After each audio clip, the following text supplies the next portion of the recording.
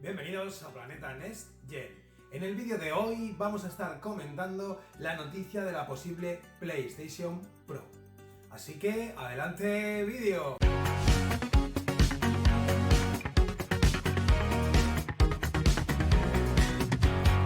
Bueno, pues como comentaba, en el vídeo de hoy vamos a estar hablando de la noticia que ha salido en las redes sociales de la posible nueva o la posible consola de PlayStation, que sería la PlayStation 5 Pro. Esto ha salido a raíz de una patente que ha registrado, en este caso Sony, donde tenía un equipo con dos GPUs.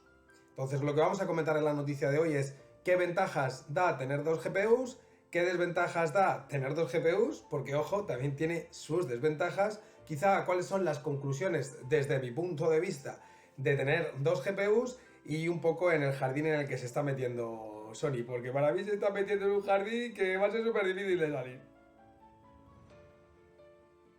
Entonces vamos a empezar con la noticia. ¿De qué va esto? Pues como hemos dicho, Sony registra una arquitectura, una patente, donde está mostrando como tal un diseño con dos GPUs, doble GPU.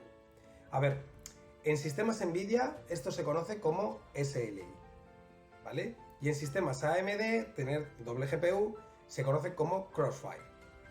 Pero yo creo que la pregunta que nos hacemos todos es, oye, ¿esto merece la pena? ¿Esto realmente de tener doble GPU merece la pena? Porque lo que todo el mundo se viene a la cabeza es que si son doble GPU, joder, voy a tener el doble de potencia y entonces me cago en la puta, merece la pena.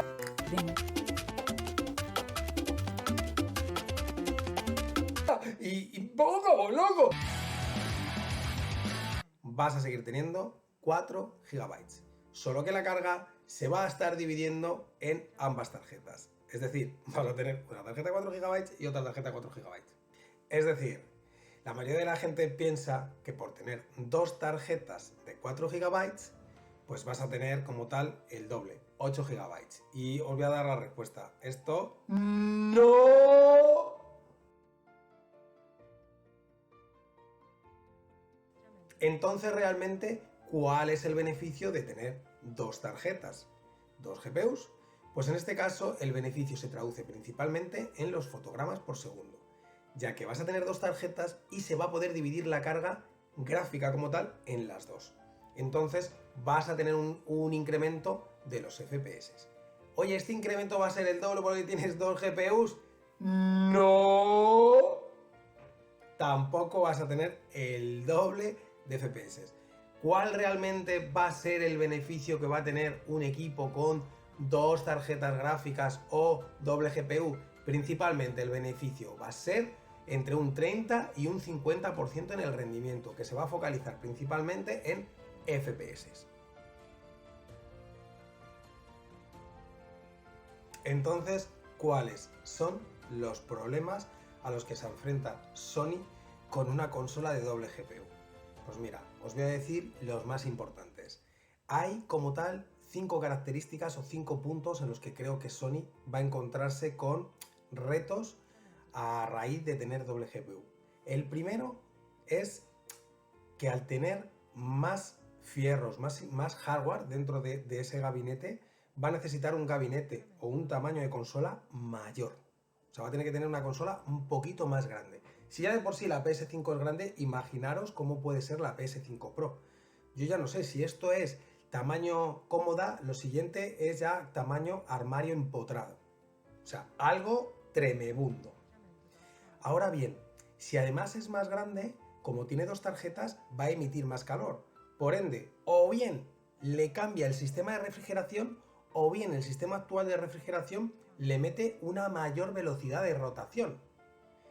Y entonces el siguiente punto es, a mayor velocidad de rotación o un nuevo sistema que realmente refrigere, va a haber un mayor ruido, porque las tarjetas también emiten ruido.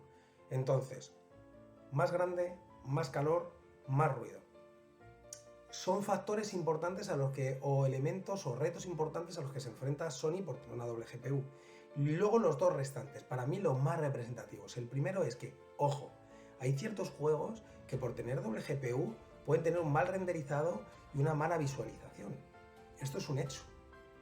Y además, muchos de los juegos no van a poder usar la doble tarjeta. Van a necesitar, o más bien, solo van a poder usar una de las dos. O sea, los juegos van a tener que estar hechos o configurados para trabajar ad hoc con las dos tarjetas. Y esto es algo que quizá es un reto para Sony. No me parece algo sencillo y algo tan fácil de realizar, ¿no? ¿Qué nos dirá si merece o no merece la pena? Pues el daño que le haga a tu bolsillo, o sea, la relación beneficio-precio. O sea, si el precio que le ponen a este producto es un precio realmente competitivo, pues puede merecer la pena. Pero si realmente le meten un precio quizá que no es competitivo, además de tener probablemente un tamaño más grande, emitir más ruido, más calor, pues claramente pues, no va a ser un producto que termine cuajando, ¿no? ¿Qué opinión tengo del movimiento de Sony con respecto a las dos GPUs? La realidad es que yo creo que Sony ha filtrado realmente o le ha beneficiado el que se filtre esta arquitectura para que la gente que no tiene pues mucho conocimiento técnico piense que al tener doble GPU se va a duplicar, ¿sabes? Se va a duplicar o se van a duplicar los teraflops. Y entonces aquí, claro, los que son fans, los que son fanboys de Sony, aquí en esto se vuelve completamente loco. Y les estalla el cerebro.